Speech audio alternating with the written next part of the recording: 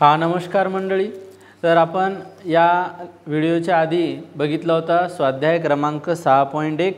त्याच्यामध्ये आपण 5 प्रश्न सॉल्व केले होते। तर एकूण 8 प्रश्न आहेत। 3 प्रश्न आपले राहिले होते कारण व्हिडिओ खूप मोठा होत होता। तर राहिलेले प्रश्न आज घेऊया। तर चला उशीर न करता आपण तयारीला लागूया। तर स्वाध्याय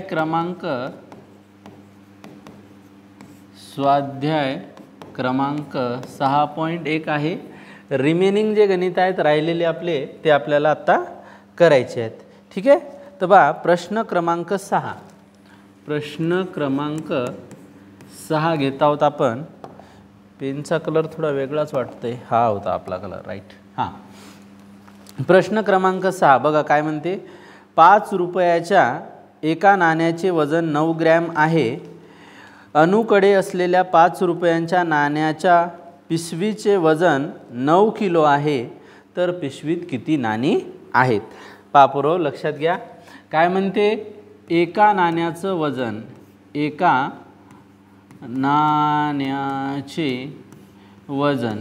नाण्याचे वजन किती आहे? 9 ग्रॅम आहे। किती आहे बेटा? 9 ग्रॅम। एक पिशवी आहे, एक थैली आहे। त्या पिशवीमध्ये जे नाणे भरलेले आहेत 5 रुपयाचे, खूप सारे नाणे आहेत आणि त्या थैलीचं पूर्ण वजन किती आहे त्या नाण्याचं? तर 9 किलोग्रॅम आहे। एकूण पिशवीतील नाण्याचे वजन, एकूण पिशवीतील नाण्याचे वजन किती आहे? 9 किलोग्रॅम आहे। 9 किलोग्रॅम आलं लक्षात? आता एक गोष्ट लक्षात घ्या पोरो, एका नाण्याचं वजन 9 ग्रॅम आहे आणि पिशवीमध्ये जेवढेही नाणे आहेत त्या सर्व नाण्यांचं वजन 9 किलोग्रॅम आहे। म्हणजे काय, तर हे ग्रॅम आहे आणि हे किलोग्रॅम आहे। तर दोघांची हे जे एकक आहेत याला युनिट म्हणतात इंग्लिशमध्ये। हे एकक जे आहेत ते समान असले पाहिजे, तेव्हाच आपण भागाकार करू शकतो किंवा गुणाकार करू शकतो।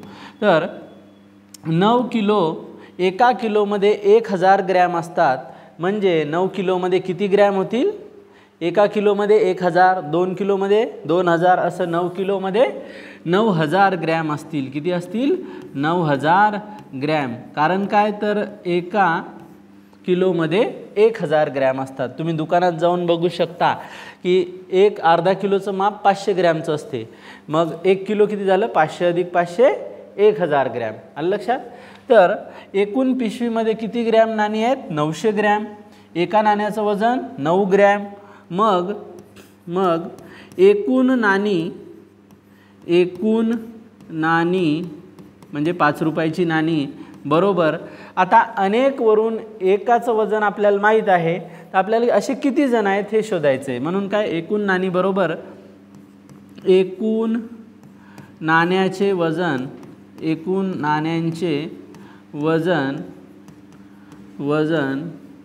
भागिला एकूण नाण्याचे वजन भागिला एका नाण्याचे वजन भागिला एका नाण्याचे वजन, बरोबर आहे। हां, एकूण नाण्याचं वजन किती आहे पोरांनो? 9000 ग्रॅम। एका नाण्याचं वजन 9 ग्रॅम। मग याला भागाकार करायचा। बघा याचा भागाकार काय येणार?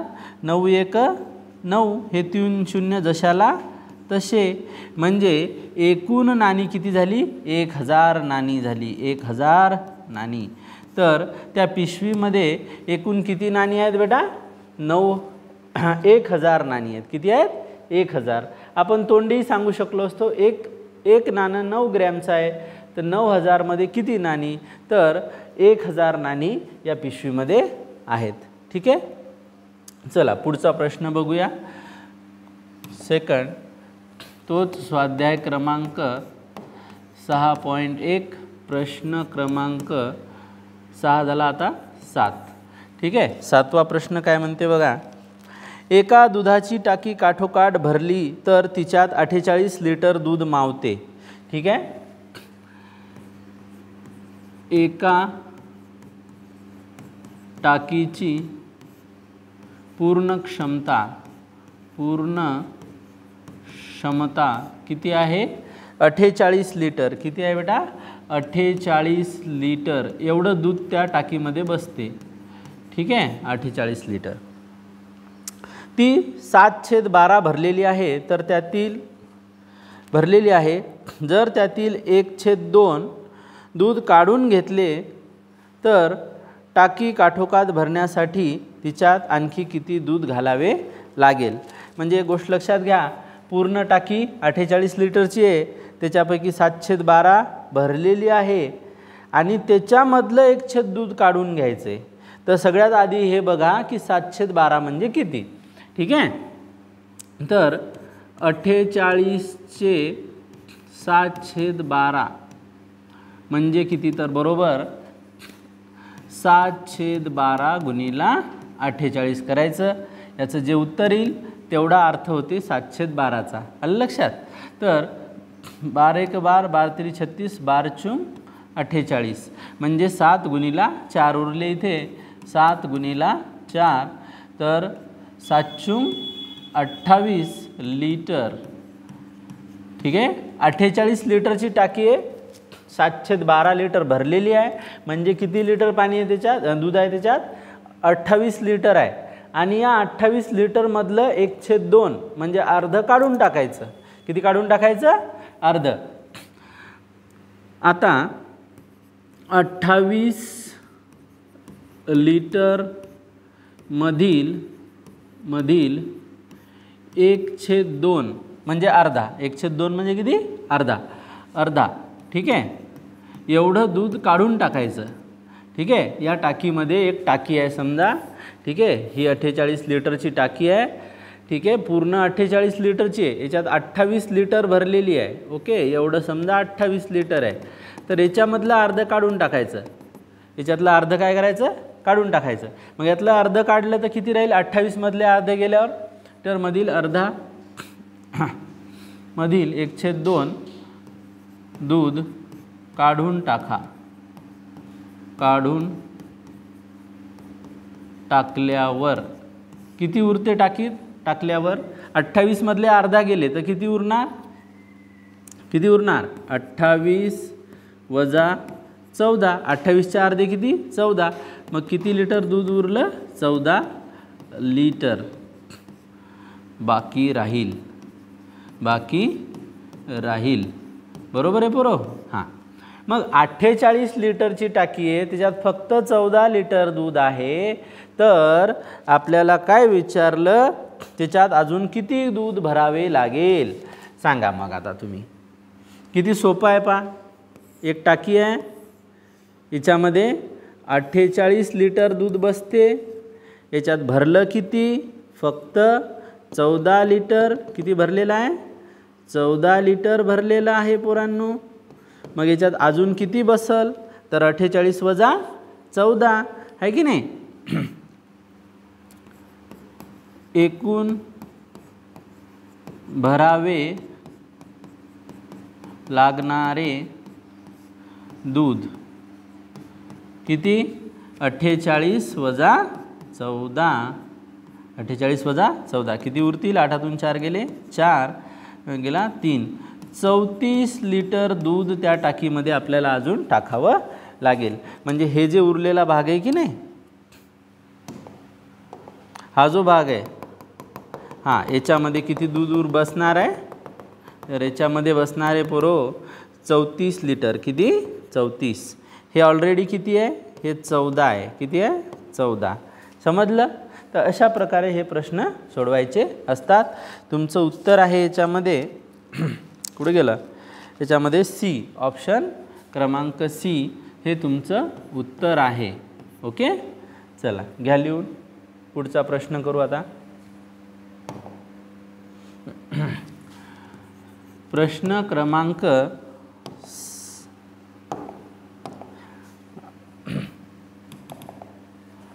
स्वाध्याय आपला तोच 6.1 प्रश्न क्रमांक 8 शेवटचा प्रश्न आहे या स्वाध्यायाचा.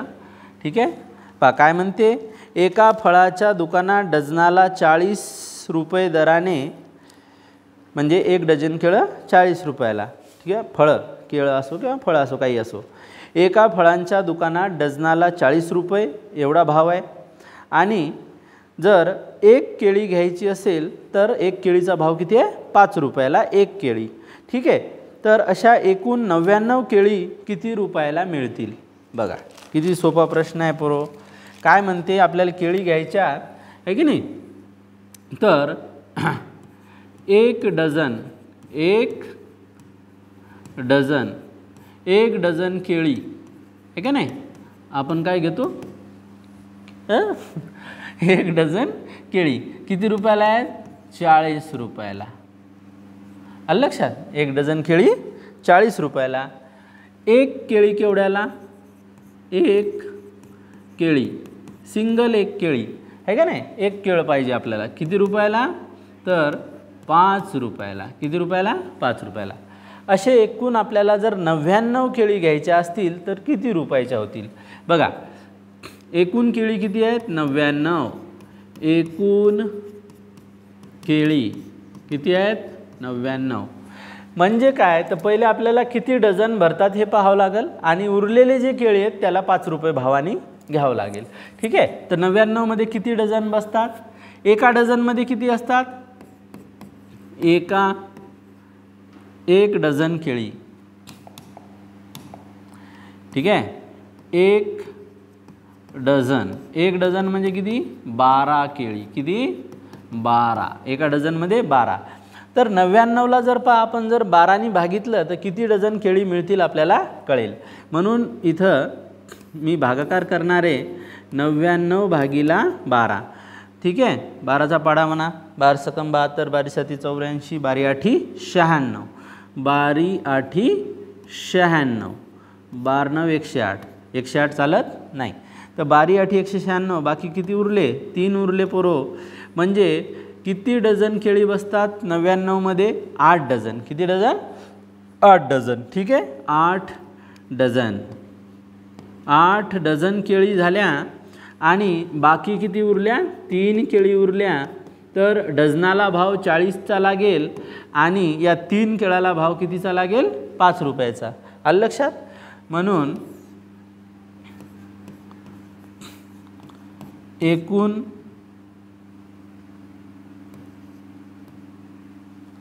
एकूण भाव किंवा पैसे. ठीक आहे, एकूण भाव किंवा पैसे. ठीक आहे, तर एकूण भाव किती लागेल? तर बघा 40 रुपयाला एक डझन, असे किती डझन आहेत? 8. म्हणून आपण काय केलं? 40 गुणिला 8 किंवा 8 गुणिला 40 केलं तरी चालेल. तर 8 डझन 40 रुपये भाव आहे, म्हणजे किती झालं? 8 चूंग 32 म्हणजे 320 रुपये. ठीक आहे, 8 डझनाला किती रुपये लागले? 320. उरले किती केळं? 3. ठीक आहे, तर 3 केळी किती रुपयाला? 3 केळी. आता हे 3 केळी आहेत आणि एक केळं किती रुपयाला आहे? एक केळी आहे 5 रुपयाला.